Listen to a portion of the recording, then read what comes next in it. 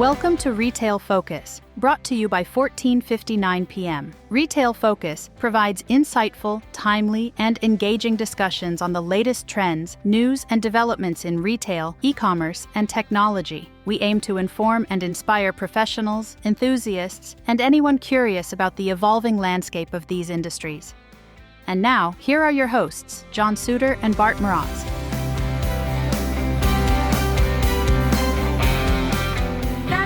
Support for Retail Focus comes from Nerve Tonic Brand.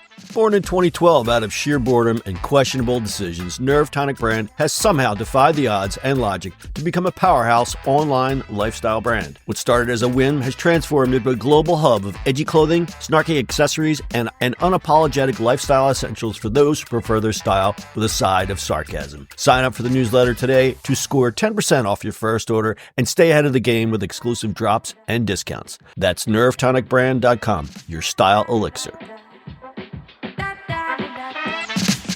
Hello, welcome to Retail Focus. I'm John Suder, and I'm here with my co-host, Bart Mroz.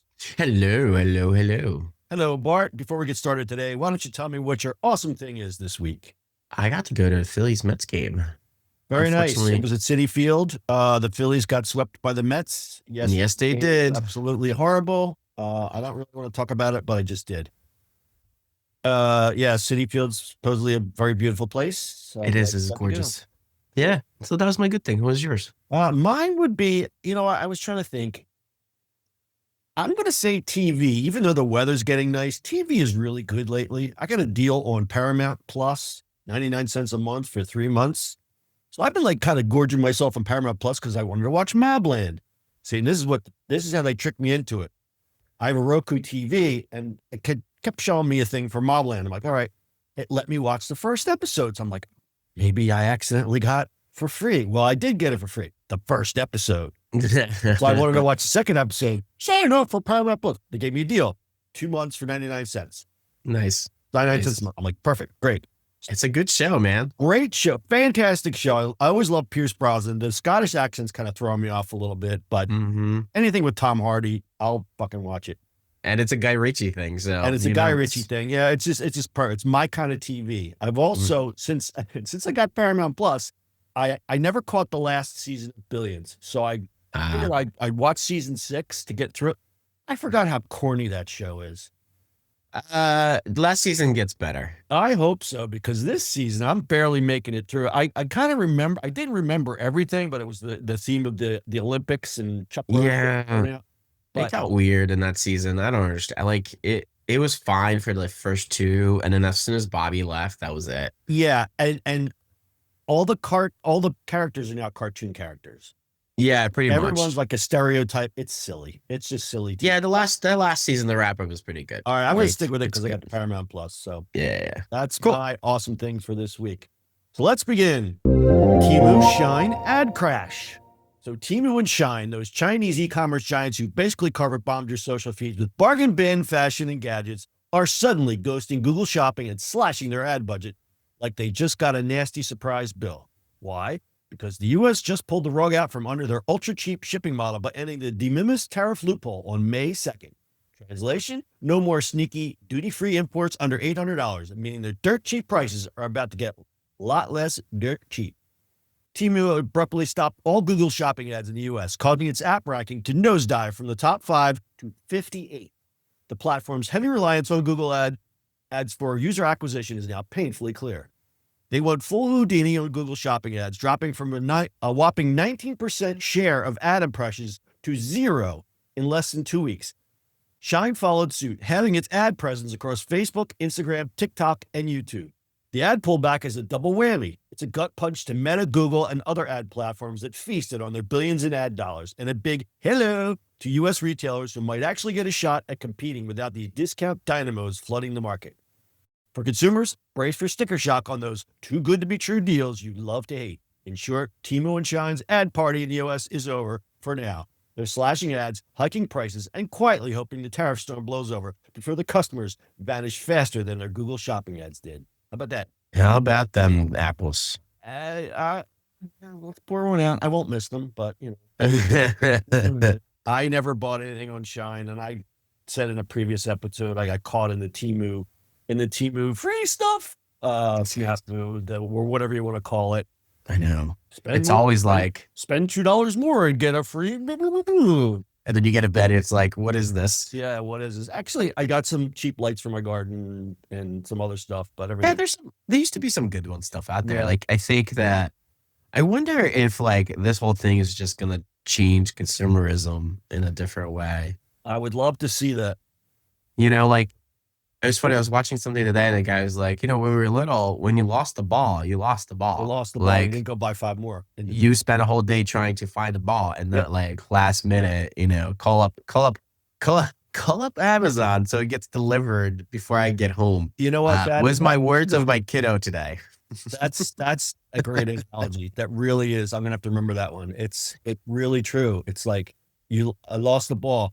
Quick, call Amazon, get me a ball, but also get me 4 others in different colors. Yeah. I'm guilty of that. I've done it. I've done it too. I'm doing it a lot less now, though. I'll be honest.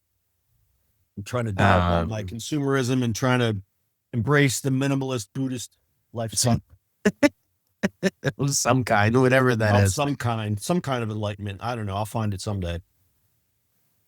This isn't good for the ad platforms, obviously. I'm just wondering the business model of Temu and Shein. I didn't really look into this, but is the majority of their profits from US, or are they popular in other parts of the world, or is this definitely might be. I mean, I think consumerism is less in other parts of the world, but it's coming up. I guess Europe would be one of them too, Yeah, you would think. But it's really wild because consumer confidence has been down for a while, but now it seems like it's kind of, because the numbers, like you see in sentiment, oh, I'm not buying anything, I'm too scared. You see it in sentiment, but the numbers coming out show that people are still buying stuff. People are always going to buy stuff. So I guess there's a light at the end of the tunnel, and I hope it's not a train coming at us. Yeah. We shall see. All right. Speaking of ad platforms, Google's legal woes. Google's having a banner year. If by banner you mean giant flashing warning sign. In the latest episode of Big Tech, Big Trouble, a federal judge just ruled that Google is running an illegal monopoly in online advertising tech. Who didn't see this coming? Just everybody. Yes, the company that basically decides which ads you see, when you see them, and how much everyone pays for the privilege has been found guilty of willfully acquiring and maintaining monopoly power in the ad tech market. Turns out stacking the deck in your own ad auctions and squeezing both publishers and advertising isn't just good business, it's also illegal. The Justice Department, along with 17 states, brought the hammer down, arguing that Google's dominance stifled competition, jacked up prices, and left publishers and advertisers with fewer choices and less cash. The judge agreed. Google deliberately participated in a range of anti-competitive actions to maintain its stranglehold on digital ads, harming everyone from website owners to regular web surfers. The decision may pave the way for further antitrust actions that could include divestitures to restore market fairness. The ruling marks Google's second major antitrust loss, following a previous case concerning its dominance in search and search advertising. These decisions signal a crucial turning point in the U.S. government's ongoing bipartisan crackdown on big tech monopolies. So what's next? The government wants some real changes. Think Google being forced to sell parts of its ad business, maybe even Chrome or Android, and being banned from making those sweet default search deals with phone makers like Apple. Google naturally plans to appeal, insisting people just love their products and that breaking up the ad empire would somehow make the internet worse. Well, at least for Google shareholders.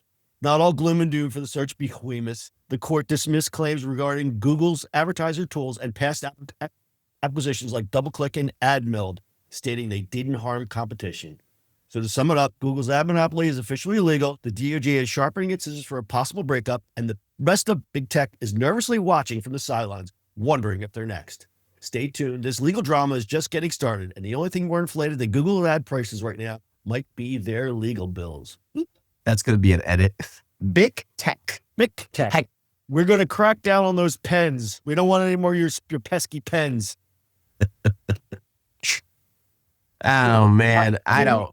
I'm sorry that's coming. I mean, this is kind of Captain Obvious news. It's about time something was done. Sure.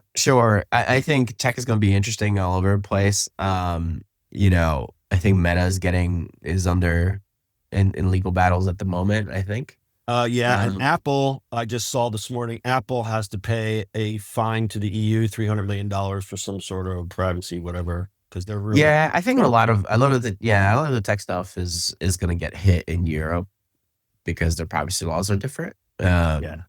Here it's a little more relaxed.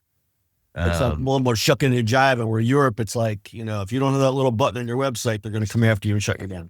Yeah, I mean, listen, it's also political, right? Like it's lobbyists and stuff like that. So you're playing that game a lot of times, and that's what you do. I mean, that's the game.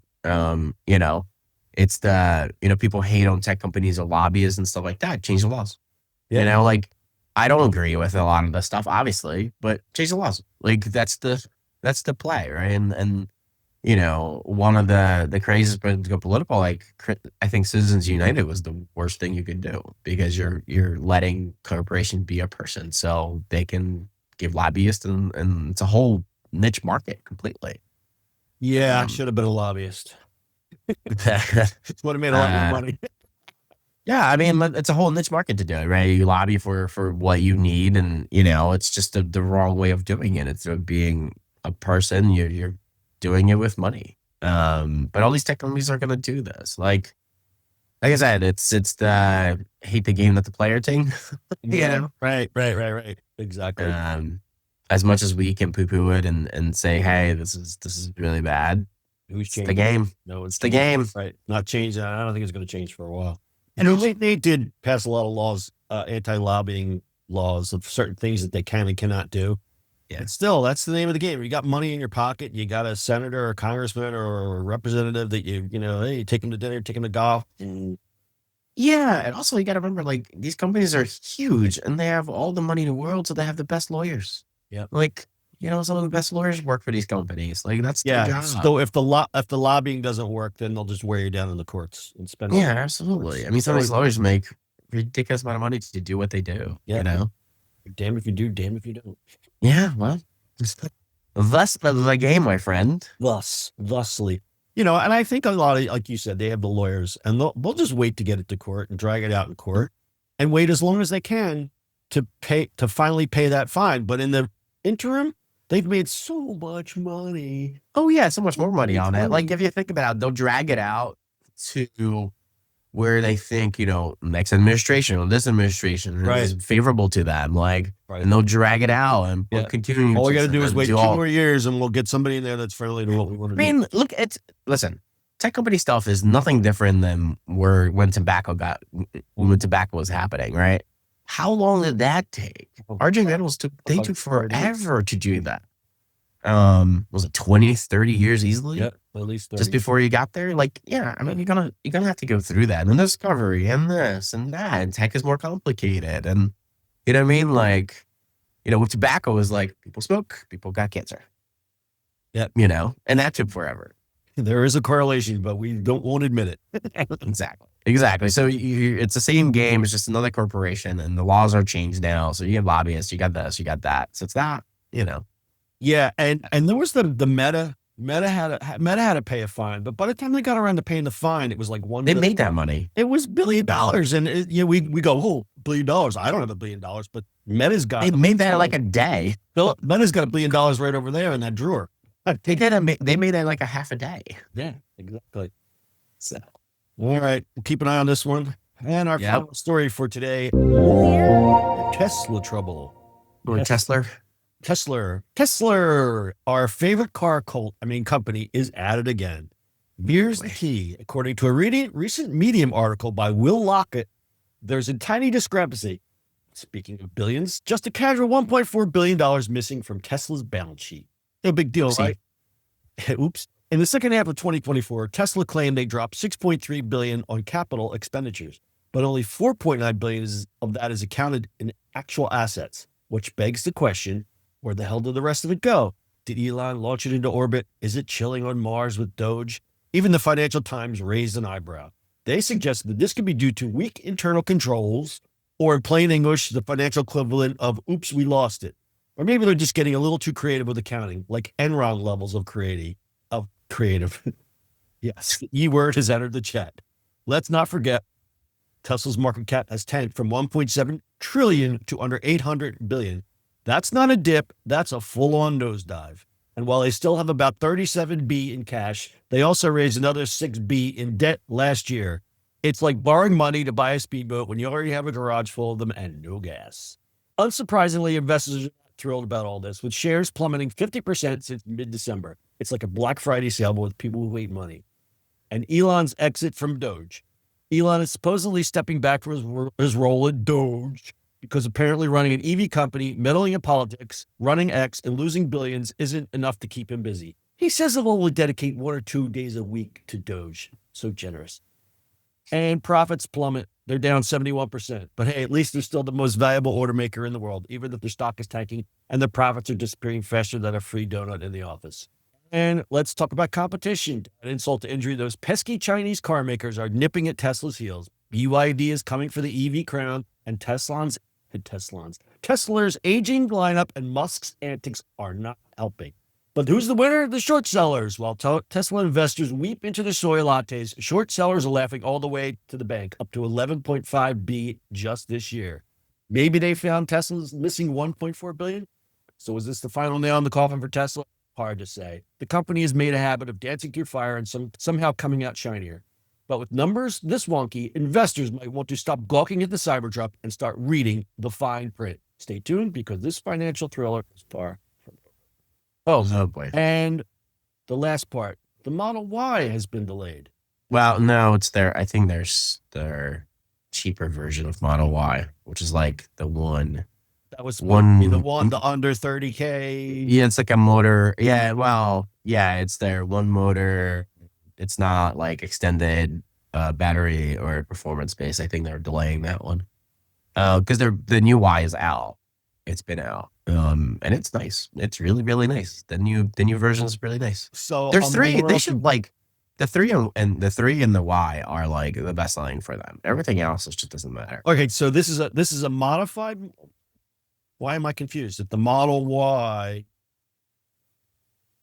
is it, okay, so it's the midsize. The Model Y is the midsize. Yeah. So what is the one that's delaying the much hyped low cost Model Y again? Yeah, so there's multiple versions in every single Tesla. There's the regular version, which is the way you're talking about. It's one motor, it's just a regular one. And then there's the extended battery, which is the extended range, basically. And then there's the performance one. Usually that's how they sell them. Okay, so here's a quote from Autoblog. When Tesla unveiled new battery technology in 2020, Musk claimed the company would produce a $25,000 vehicle by the end of that year. Nearly 5 years later, we're still without a low-cost EV. At some point, Musk's thinking changed on low-cost EV. In late 2024, he said it was now completely at odds with what we believe.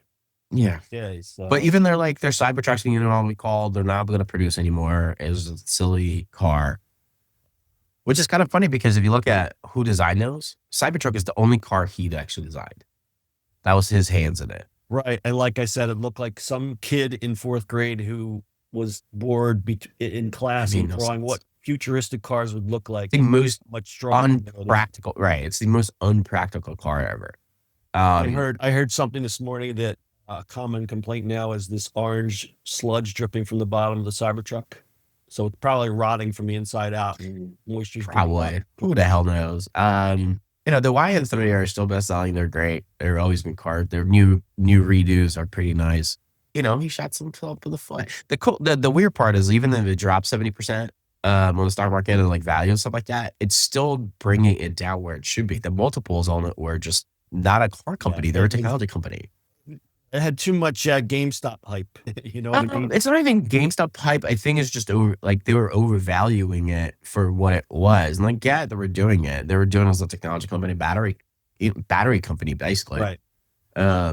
Which is fine. Like that's that thing. But if you're playing in the car sort of market, being 20-30% more than your next competitor in US as a car company, then that makes no sense.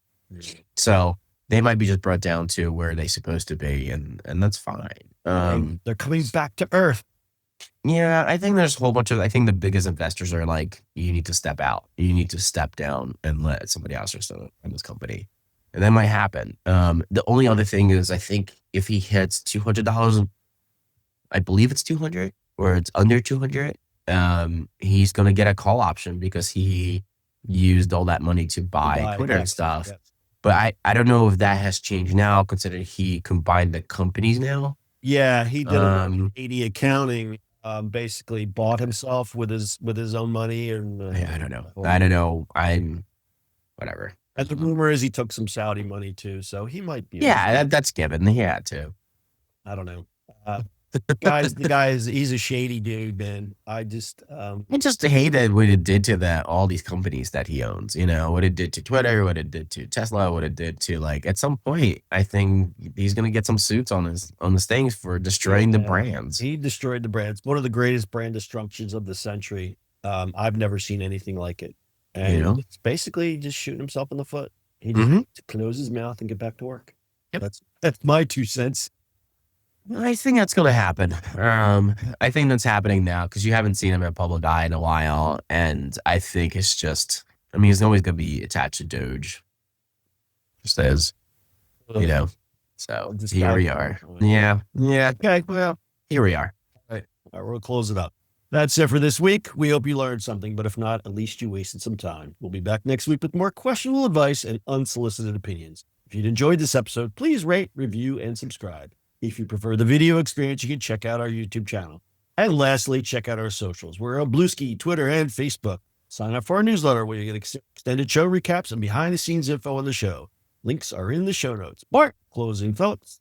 Oh, thoughts. Oh, it's getting really nice outside. Yeah. That's my closing thoughts. Hallelujah. Hallelujah. I can finally go outside and work on my garden.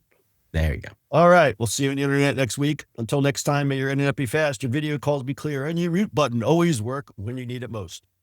Peace out. Peace out. Peace later. Peace out.